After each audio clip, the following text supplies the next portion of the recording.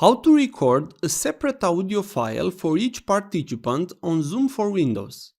If you want to record a separate audio file for each participant on Zoom for Windows, you can do that.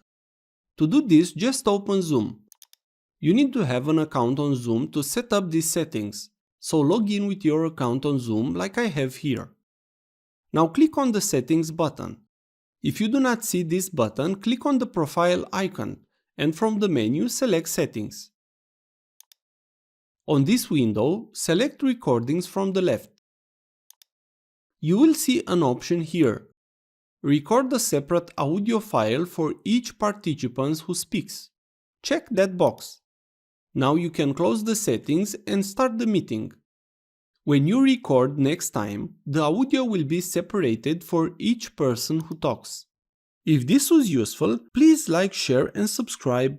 You can also watch more videos from the right. Also, if you have any questions, please ask them in the comments area below.